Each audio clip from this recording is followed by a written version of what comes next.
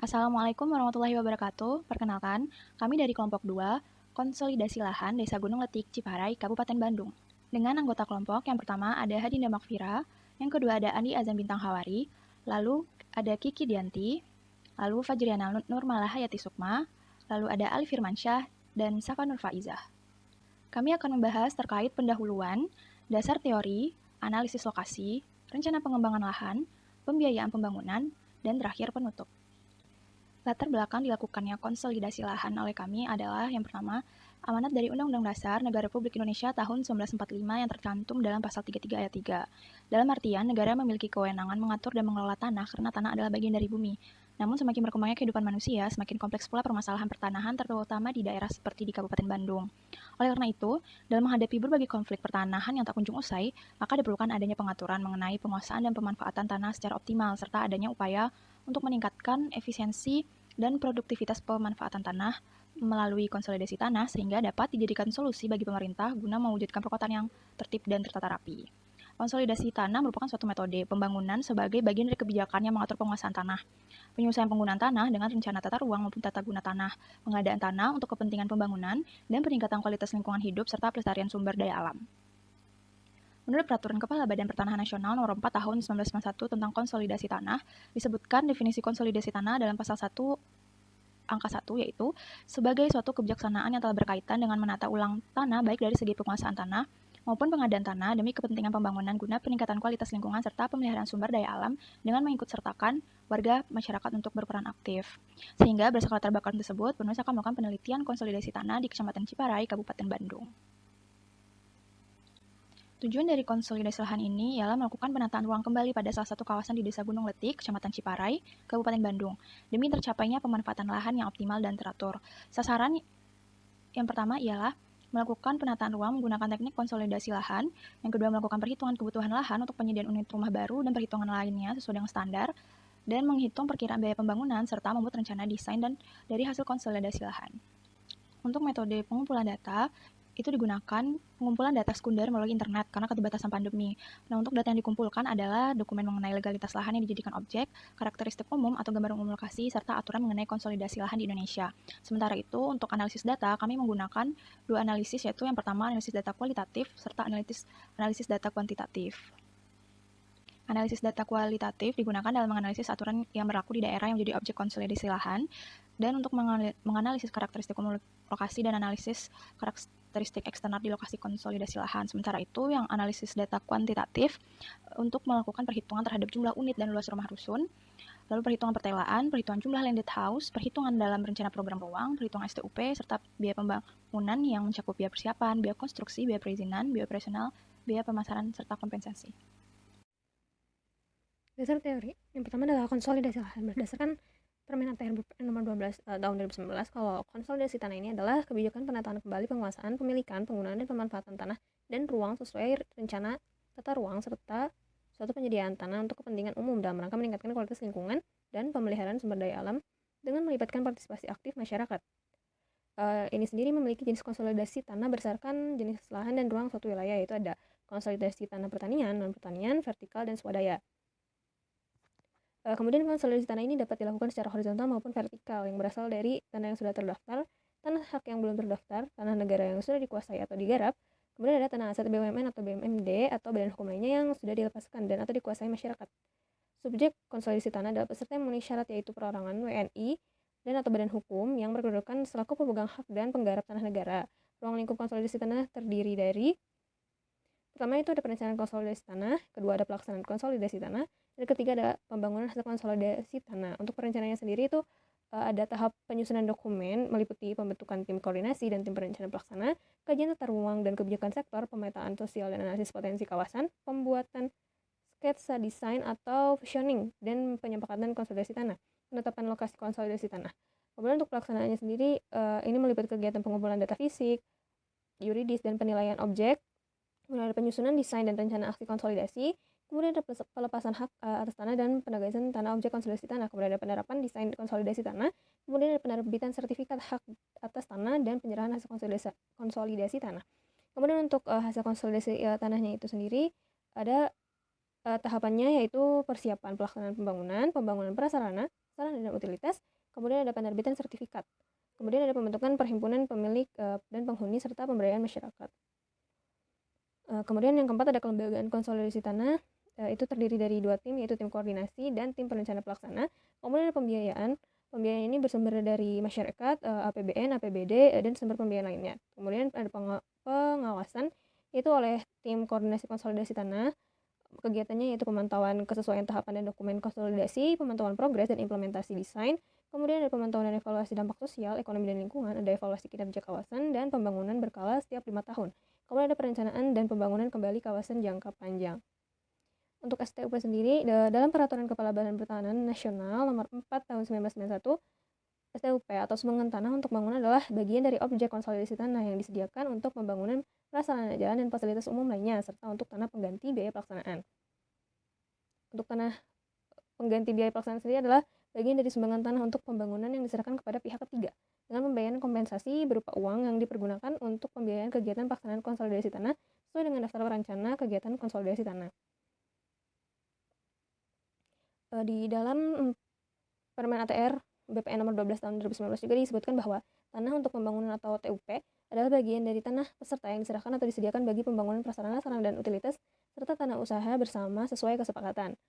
Kemudian pada Peraturan nomor 4 tahun 1991 itu disebutkan bahwa besarnya sumbangan tanah untuk pembangunan ditetapkan berdasarkan kesepakatan bersama beserta konsolidasi tanah dengan mengacu kepada rencana tata ruang daerah.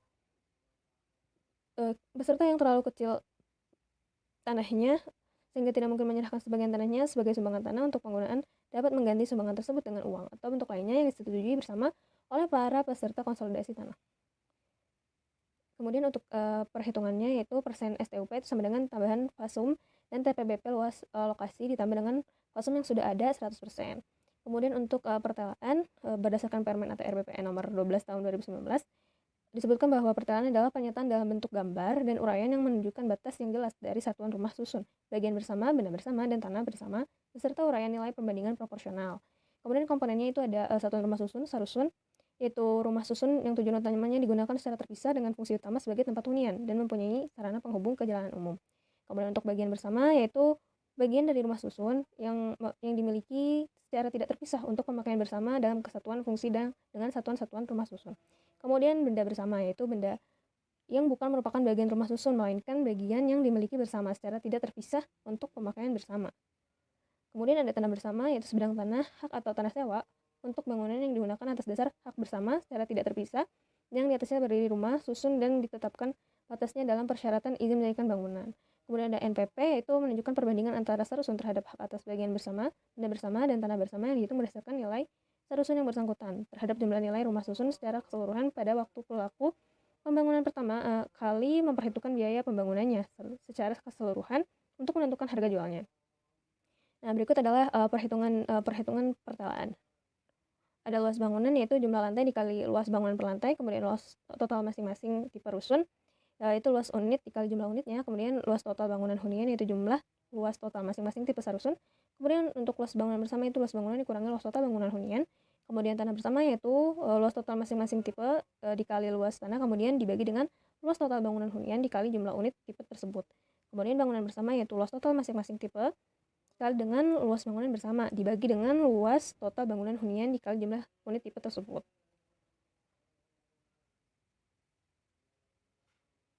Untuk sarana dan prasarana, konsolidasi tanah yang dilakukan di Kecamatan Ciparai, Kabupaten Bandung ini perlu memperhatikan kebutuhan sarprasnya yang dapat meningkatkan kesejahteraan masyarakat.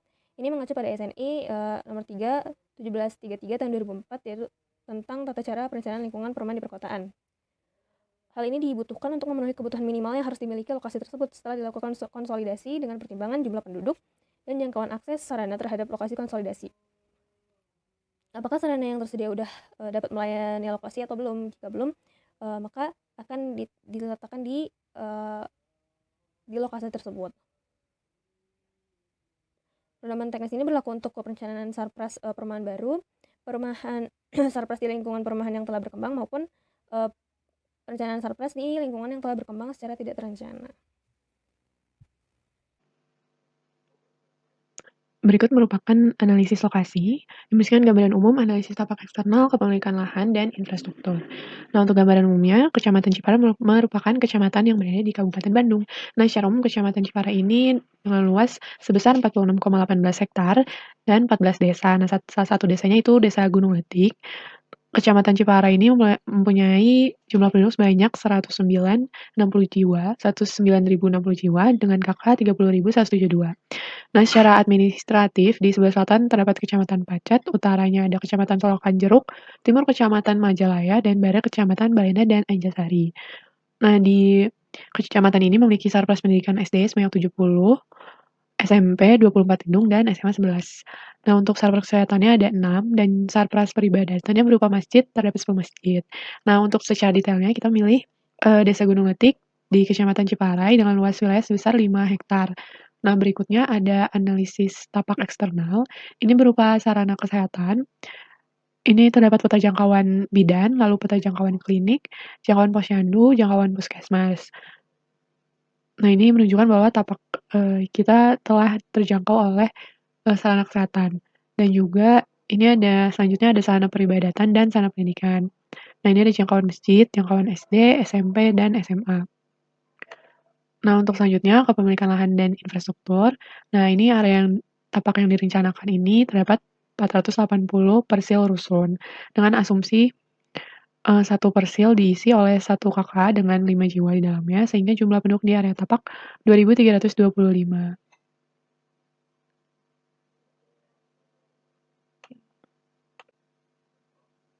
Nah, jadi untuk desain responnya setiap keluarga akan memiliki lahan yang dipindahkan ke rusun dan SRS yang masih tersisa pada rusun akan disewakan pada penghuni baru. Selanjutnya bagian rencana pengembangan lahan. Di sini akan dibahas mengenai perhitungan rumah susun dan pertelaan, lalu rencana program ruang, perhitungan STUP, dan site plan. Yang pertama adalah perhitungan rumah susun dan pertelaan. Untuk rusun sendiri terdiri dari 3 tipe, yaitu besar, sedang, dan kecil, dengan jumlah unit pada tipe besar itu 180 unit, tipe sedang 160 unit, dan tipe kecil 240 unit. Untuk tipe besar sendiri terdiri dari 1 tower dengan jumlah rusun per lantai adalah 20 dan terdapat 4 lantai. Untuk tipe sedang sendiri terdapat 2 tower dengan jumlah masing-masing unit dalam tiap tower adalah 80. Dan untuk tipe kecil sendiri terdapat 3 tower dan jumlah masing-masing unit tiap tower ada 80. Lanjut, ini adalah rencana program ruang. Untuk perumahan hanya terdiri dari 3 tipe rusun. Untuk infrastruktur yang ada adalah infrastruktur standar perumahan dengan tambahan bengkel sebagai bagian usaha bersama untuk pembangunan. Lalu terdapat pertokoan sebagai bagian dari usaha bersama juga, dan terdapat open space yang terdiri dari taman dan lapangan serta jalur hijau. Selanjutnya ini adalah perhitungan dari STUP-nya. Di sini sebenarnya terdapat kesalahan ya. Di STUP-nya sendiri itu sebesar 43,5%. Lalu untuk TPWP-nya sendiri bernilai sebesar 5,57%. Ada tambahan 1 tower dari rusun tipe 3. Ini adalah site plan sederhananya. Gerbang masuk berada di sebelah timur dan berada dekat lapangan olahraga dan fasilitas umum lainnya. Jadi orang dari luar bisa langsung mengaksesnya. Terima kasih. Selanjutnya adalah pembiayaan pembangunan. Next. Yang pertama ada biaya persiapan lahan. Nah, biaya persiapan lahan ini terdiri dari komponen pematangan lahan dan pembongkaran bangunan, yang totalnya itu adalah sebesar 6.380 juta. Kemudian terdapat biaya perizinan yang terdiri dari komponen splitting sertifikat izin mendirikan bangunan dan juga BPHTB, yang totalnya itu sebesar 27.534.430.000 rupiah. Kemudian selanjutnya ada biaya operasional dan pemasaran, terdiri dari pemeliharaan lingkungan dan juga pemasaran dengan total 55.500.000 rupiah. Next. Terdapat biaya konstruksi yang komponennya itu ada dari komponen rumah susun yang terdiri dari 3 tower building dan juga dari infrastruktur. Totalnya yaitu sebesar 110.155.200.000 rupiah. Next. Selanjutnya ada total biaya pembangunan yang terdiri dari biaya persiapan lahan, biaya perizinan, biaya operasional dan pemasaran, dan juga biaya konstruksi dengan total harga sebesar 250.316.330.000 rupiah. Nah, dari biaya pembangunan tadi terdapat estimasi pemasukan dari penjualan toko, bengkel, rusun tipe 3, dan juga biaya kompensasi. Nah, dengan total estimasi pemasukan sebesar 168.202.500.000 rupiah, sehingga dapat dikatakan bahwa estimasi biaya pemasukan belum dapat menutupi biaya pembangunan. Oke, selanjutnya dari penutup, ini terbagi menjadi 2, ada kesimpulan dan saran. Nah, untuk kesimpulannya, rencana konsolidasi lahan pada permukiman padat penduduk dengan tujuan agar dapat meningkatkan nilai dan fungsi lahan. Selain itu juga diharapkan masyarakat sekitar lahan konsolidasi mendapatkan tempat tinggal yang lebih layak, sehat, dan nyaman. Peneliti melakukan penataan kembali pada suatu kawasan permukiman di Desa Gunung Letik di Kecamatan Ciparai. Dari lahan konsolidasi seluas 5 hektar akan terbangun 6 unit blok rusun dengan jumlah SRS sebanyak 480. Nah, untuk tipe besarnya sebanyak 80 SRS, untuk tipe sedang 160 SRS, dan tipe kecil 240 SRS. Nah, dari hasil perhitungannya dapatkan total biaya pembangunan sebesar 116.614.700.000 rupiah. Nah, untuk sarannya, untuk penelitian mengenai konsolidasi lahan ini, karena dilakukan dengan online, maka terdapat keterbatasan peneliti dalam terkait data yang mungkin kurang akurat gitu kan, sehingga penelitian ini kurang akurat dalam pengerjaannya. Nah, sebaiknya untuk kedepannya penelitian ini dilakukan offline kayak gitu. Untuk selanjutnya ini merupakan daftar pustaka, dan terima kasih.